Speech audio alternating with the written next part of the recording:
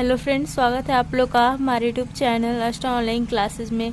आज के इस वीडियो में हम बिहार बोर्ड मैट्रिक एग्जाम 2025 के लिए साइंस के आपका जो है 5 नंबर के यहाँ पर दीर्घ उत्तरीय प्रश्न का बहुत ही महत्वपूर्ण प्रश्न को लेकर आए हुए हैं, जो कि आपका प्रश्न देख सकते हैं 2011, 2013, 2017 और 2018 में पूछा गया है। और आप जानते हैं कि बिहार बोर्ड में आपका क्वेश्चन जो है पिछले वर्ष के पूछे गए प्रश्नों से ही जो है देता है, और ये काफ़ी बार प्रश्न आपका रिपीट हुआ एग्ज़ाम में बार बार आया है और आपके एग्ज़ाम में भी जो है ज़रूर आ सकता है। इसके हेल्प से आप केवल जो है 5 मार्क्स यानी कि दीर्घ उत्तरीय प्रश्न ही नहीं, जो 2 नंबर के भी क्वेश्चन आते हैं आप उसको भी सॉल्व कर पाएंगे अगर आप इस क्वेश्चन को आज अच्छी तरह से समझ जाए तो।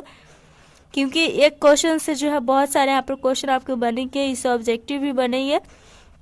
तो फिलहाल इस वीडियो में हम देखेंगे कि कैसे आपको जो है क्वेश्चन को एग्ज़ाम में जो है प्रेजेंट करना है, ताकि आपको 5 में 5 जो है फुल मार्क्स यहाँ पर दिया जाए, और किस प्रकार से आपको एग्ज़ाम में कॉपी लिखनी है इस जो है क्वेश्चन अगर 5 मार्क्स का पूछा जाए तो।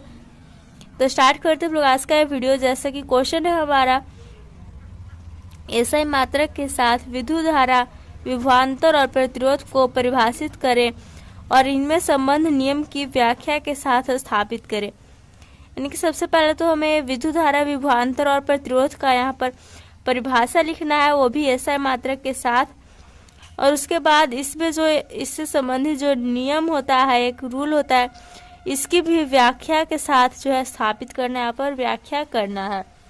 तो चलिए यहाँ पर जो हम इसके आंसर को देखते हैं और समझते हैं। तो सबसे पहले यहाँ पर जो आपका विद्युत धारा है, यहाँ पर जो है हेडिंग डाल देना है, और नीचे आप चाहे तो लाइन भी यहाँ पर खींच सकते हैं, जो कि अच्छा दिखेगा यहाँ पर। तो विद्युत धारा लिखकर फिर आपको ऐसे पैराग्राफ छोड़कर स्टार्ट करना है, और विद्युत धारा की हमें परिभाषा लिख देनी है। जैसे कि होता है कि आवेश के प्रवाहित होने की दर को विद्युत धारा कहते हैं। यानी कि जो आवेश जो होता है वह प्रवाहित होता है, इसी प्रवाह होने की जो दर ही होता है, इसी को हम जो है विद्युत धारा कहते हैं। ओके। और अगर हम इसके एसआई मात्रक की बात करें तो इसका एसआई मात्रक जो है एम्पियर होता है, जिसे कि ए द्वारा सूचित किया जाता है। ओके, तो ये तो हमारा परिभाषा के साथ जो है इसका एसआई मात्रक हो गया। और नेक्स्ट जो है यहाँ पर हम विभवांतर लिखेंगे। तो विभवांतर लिखकर भी यहाँ पर जो है इस तरह से आपको नीचे जो है लाइन पढ़ देना, ताकि हाईलाइट हो जाए, और आप ब्लैक पेन से भी इसको लिख सकते हैं।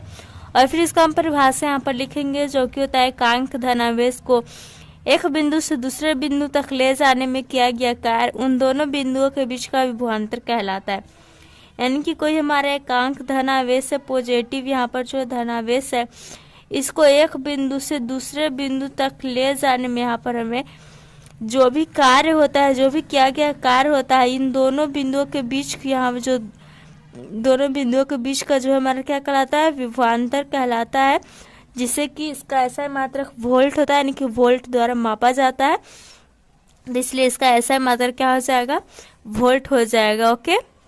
अब नेक्स्ट हम जो यहाँ पर प्रतिरोध को देखते हैं।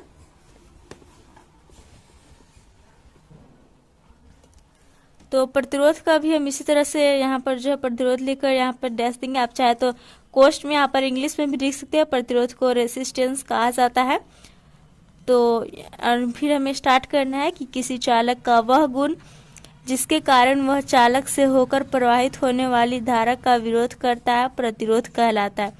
यानी प्रतिरोध क्या है, तो यह किसी चालक का एक ऐसा गुण है जिसके कारण जो है वह जो चालक से धारा प्रवाहित होती रहती है, इसका जो है यह विरोध करता है, धारा प्रवाहित होने से रोकता है। यही जो हमारा प्रतिरोध कहलाता है, रेसिस्टेंस कहलाता है। जैसे कि प्रतिरोध के नाम में भी यहाँ पर रोध है, रोध यानी कि रुकावट होना, रोकना किसी को। तो इसी प्रकार से आपको याद रखना है कि किसी चालक का यह गुण है कि इसके द्वारा वह चालक से जो प्रवाहित हो रही है धारा, उसका यह विरोध करता है, तो हमारा प्रतिरोध कहलाता है। एसआई मात्रक की बात करें तो इसका एसआई मात्रक जो ओम होता है, जिससे इस जो यह चिन्ह है इसके द्वारा सूचित किया जाता है ओम को। तो प्रतिरोध का एसआई मात्रक जो है ओम होता है, यह याद रखना है। अब नेक्स्ट यहाँ पर लिख देना है कि इनमें जो है संबंध को ओम के नियम द्वारा स्थापित किया जाता है। यानी कि जो हमारा एसआई मात्रक के साथ परिभाषा पूछ रहा था विद्युत धारा, विभवांतर और प्रतिरोध का, वो तो हम यहाँ पर जो आपको इस तरह से लिख देना है वो हमने देख लिया। अब बताया जा रहा था, क्वेश्चन था कि इसमें जो संबंधित नियम है इसकी भी व्याख्या कीजिए। तो इसमें जो संबंध जो होता है इसको ओम के नियम के द्वारा सत्यापित किया जाता है। तो इसलिए हम जो नीचे यहाँ पर ओम के नियम आपको लिख देना है। तो ओम के नियम इसके लिए आपको जो है याद रहना चाहिए, और आपके 2 मार्क्स में भी ओम का नियम जो है वो पूछ देता है ओनली ऑफ 4 कि ओम का नियम लिखिए। तो यहाँ पर जो है इसको हम ओम का नियम को लिख देना है आपको, क्योंकि अगर आप अच्छी तरह से कॉपी इस तरह से लिखेंगे पॉइंट वाइज तो आपको जो फुल मार्क्स जरूर मिलेंगे। तो ओम का नियम होता है हमारा, अचर ताप पर किसी चालक से प्रवाहित होने वाले विद्युत धारा चालक के सिरों के बीच के विभवांतर का सीधा समानुपाती होता है, यानी कि V समानुपाती I। यह ओम का नियम है कि अचर ताप पर किसी जो चालक से प्रवाहित होने वाली जो धारा होती है, जिसे I द्वारा सूचित करते हैं, वह क्या होती है, चालक के सिरों के बीच का जो विभवांतर होता है जिसे कि हम V द्वारा सूचित करते हैं, इसका जो सीधा समानुपाती होता है, डायरेक्टली प्रोपोर्शनल होता है, V जो समानुपाती होता है I के। ओके, ये हमारा ओम का नियम हो जाता है, तो इसे आपको याद रखना है। और नेक्स्ट उसके बाद यहाँ पर आपको जो है एक ऐसा जो है पिक्चर है बना लेना, बहुत ही इजी है बनाना, देख सकते हैं। नॉर्मली आपको एक जो है जैसे डब्बा जैसा करना है कि एक जगह बैटरी लगा देना है, वहीं पर प्लग की बनाना है, और ऊपर में यहाँ पर जो है V लगा देना है जो कि वोल्ट है। यहाँ पर ये है एम्पियर, विभवांतर ये धारा के लिए है। ये धारा I प्रवाहित हो रहा है, RH है आपका परिवर्तनशील प्रतिरोध। जहाँ ये अगर हम बात करें कि ये क्या है, तो ये जो है आपका ये आमीटर को सूचित करता है, जो कि आमीटर अगर हम इंग्लिश में लिखे आमीटर को सूचित करता है यह, और ये जो है यह वोल्ट को यहाँ पर सूचित करता है। RH जो है आपका परिवर्तनशील प्रतिरोध को बताता है। किसको बताता है? परिवर्तनशील जो प्रतिरोध होता है, यानी कि जो आगे प्रतिरोध का मान बदलता है, इसी के यहाँ पर जो है सूचित करने के लिए इसको लगाया जाता है। अब नेक्स्ट यहाँ पर इस तरह से आपको कर देना है, पिक्चर बना लेना है, और उसके बाद सिंपली जो है आपको क्या करना है, इसको कैसे याद रखना है, तो सिंपली पिक्चर को देख देख कर सब कुछ जो है लिख डालना है।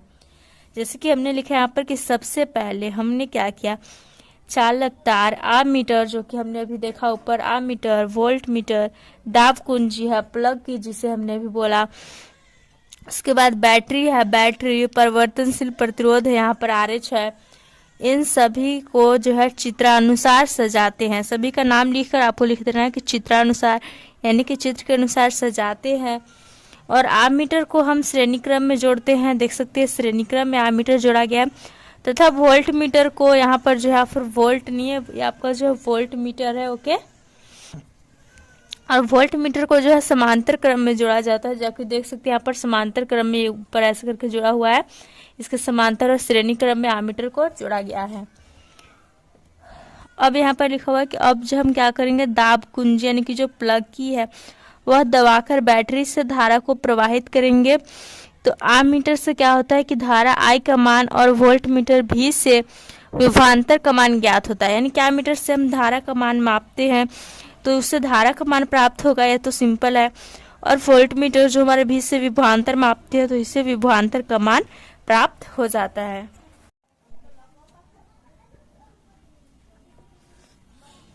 उसके बाद जो हम परिवर्तनशील जो प्रतिरोध होता है इसकी स्लाइड को आगे पीछे करके प्रयोग को दोहराया जाता है, यानी कि अभी हमने बताया कि परिवर्तनशील प्रतिरोध, इसको स्लाइड को आगे पीछे करके जो हमारा एक्सपेरिमेंट है, प्रयोग है, इसको दोहराया जाता है। और अलग अलग स्थितियों में आमीटर से धारा का मान और वोल्ट मीटर से विभवांतर का मान ज्ञात कर लिया जाता है। इनके प्रयोग को दोहरा करके जो अलग अलग स्थितियां मिलती हैं, इन सभी को जो है में आमीटर के मान, जो आमीटर जो कि धारा मापते हैं, तो आमीटर में से धारा का मान और वोल्ट मीटर से विभवांतर का मान जो है ज्ञात कर लिया जाता है। उसके बाद यहाँ पर जो है सिंपल है कि मान तो मिल गया, तो हमें क्या होता है, जो मान प्राप्त होता है उससे यह पता चलता है कि जो विभवांतर का मान जब हम दुगना कर रहे हैं तो धारा का मान भी क्या हो रहा है, दुगना हो जा रहा है। यानी कि अभी हमने ओम के नियम का बात की थी, V समानुपाती I, तो विभवांतर एकदम समानुपाती है, ये दुगना होगा तो ये दुगना होगा, वही सिर्फ यहाँ पर लिखा हुआ है।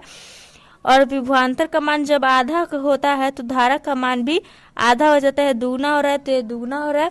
और यहाँ जब आधा हो रहा है तो धारा भी आधा हो जा रहा है।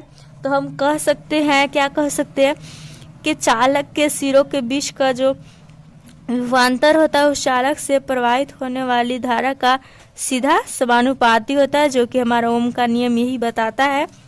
और लास्ट में आपको लिख देना है एक और पॉइंट कि जब हम विभवांतर V को x अक्ष पर और धारा I को y अक्ष पर रखकर एक ग्राफ खींचते हैं तो एक सरल रेखा के रूप में प्राप्त होता है, जो कि ओम के नियम को साबित करता है। ओके, क्योंकि जैसे बढ़ रहा है तो बढ़ रहा है, घट रहा है तो बढ़ रहा है, घट रहा है, एकदम प्रोपोर्शनल है, तो ओम के नियम को साबित कर रहे हैं। यहाँ पर प्रूफ हो गया। तो इस प्रकार से आप अपने इस क्वेश्चन को जो सॉल्व कर सकते हैं। तो ये हमारा क्वेश्चन था यहाँ पर, जैसे कि हमने आपको काफ़ी इजली वे में बताया है, आप लोगों को आई समझ में आ गया होगा। अगर इसमें कुछ भी डाउट रह गया तो कमेंट करके ज़रूर पूछ सकते हैं। और वीडियो अच्छा लगा तो लाइक कीजिएगा, दोस्तों के साथ शेयर कीजिएगा। अगर और भी कोई क्वेश्चन आपको डाउट कर रहा तो ज़रूर कमेंट करें, उसको हम जो इजली वे में समझाने की कोशिश करेंगे। Thanks for watching video.